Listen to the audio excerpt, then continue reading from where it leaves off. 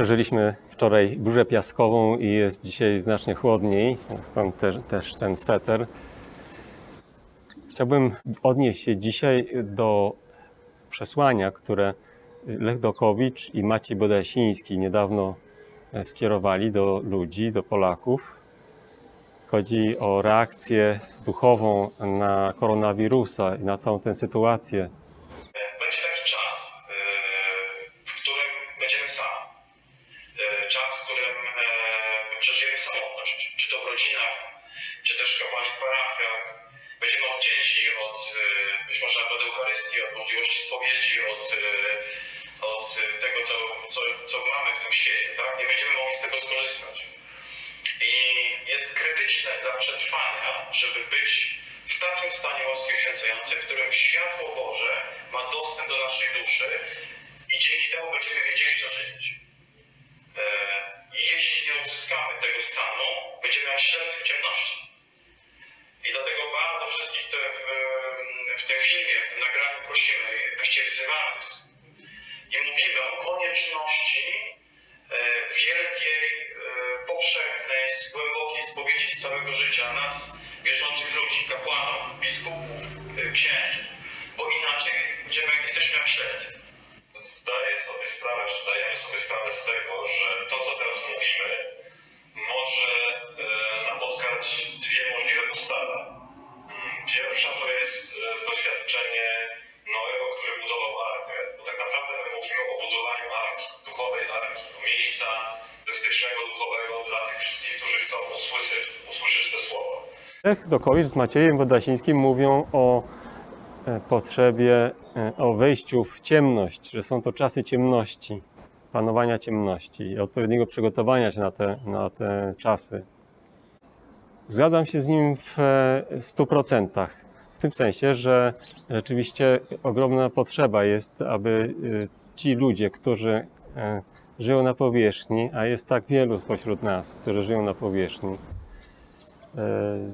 rzeczywiście zmierzyli się ze swoją głębią swojego serca, zmierzyli się z grzechami, które popełnili w swoim życiu, abyśmy stanęli w prawdzie wobec Chrystusa, który jest Słowem, który oświeca, Słowem, o którym list do Hebrajczyków mówi, że jest jak miecz obosieczny, ostry, zdolny rozdzielić szpik od kości. I jest krytyczne dla przetrwania, żeby być w takim stanie łaski uświęcającej, w którym światło Boże ma dostęp do naszej duszy i dzięki temu będziemy wiedzieli, co czynić. I jeśli nie uzyskamy tego stanu, będziemy jak śledzy w ciemności.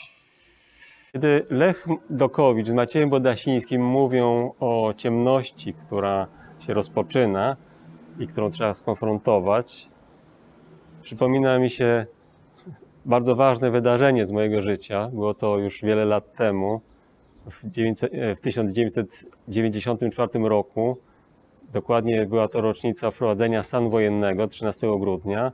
Miałem okazję być na mszy świętej porannej papieża Jana Pawła II w jego kaplicy na Watykanie. I po tej mszy świętej papież przywitał się najpierw z siostrami Hiszpankami, które były też obecne na tej mszy świętej w dużej liczbie, około 20. I na końcu ksiądz Dziwisz powiedział, żebym stanął również i ja. I papież podszedł do mnie i powiedziałem papieżowi, że teraz może po polsku. I potem powiedziałem, że przyjeżdżam z kraju wielkiej ciemności, bo byłem właśnie po 2 latach obecności w Japonii i tak odbierałem jako młody ksiądz. Byłem wtedy 3 lata po święceniach, rok po święceniach. Pojechałem na misję do Japonii, tam byłem razem z innymi polskimi dominikanami, Kanadyjczykami, Japończykami. I po 2 latach doszło do tego, mówiąc, nie wchodząc w szczegóły, że musiałem wrócić z Japonii i przejeżdżałem przez Rzym w drodze powrotnej z Tokio do Warszawy. I Jan Paweł II zareagował uśmiechem, uśmiechnął się i mówi: Chudzinko, a co ty będziesz robił? A ile ty masz lat?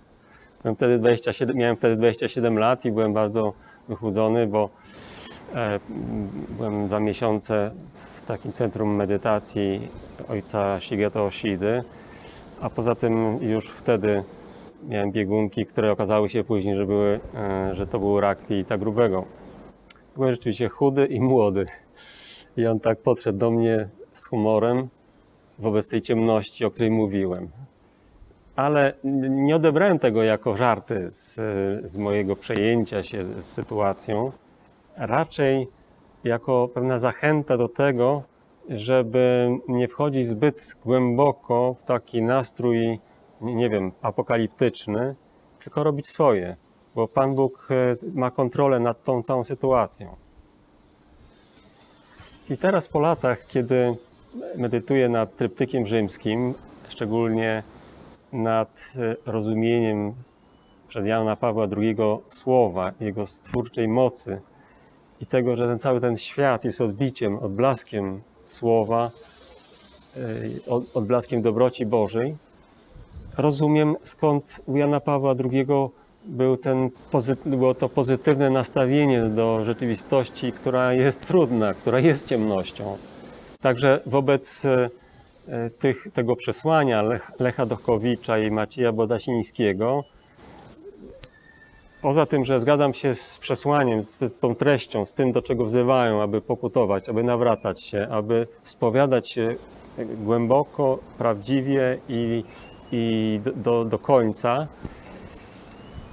to jeszcze wnoszę dla siebie osobiście tę korektę, którą otrzymałem dzięki Janowi Pawłowi II, że po prostu jakakolwiek by nie była ciemność i trudna sytuacja, to jednak ten świat jest stworzony przez Słowo, jest odbiciem Bożej dobroci i Bóg ma kontrolę nad tym światem.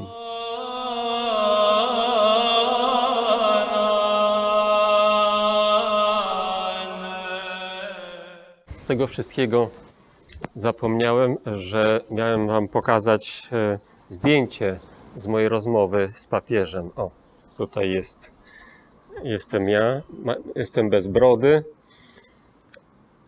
a papież jest całkiem jeszcze młody, chociaż już też wtedy był świeżo po upadku w łazience i miał obwiązany bandażem palec. Muszę powiedzieć, że to spotkanie z Janem Pawłem wywarło na mnie ogromne wrażenie, dlatego że czułem jakąś głęboką jedność. Przy całej tej żartownej postawie Jana Pawła II miałem wrażenie, że on bardzo głęboko wnika w to, co jest w moim sercu.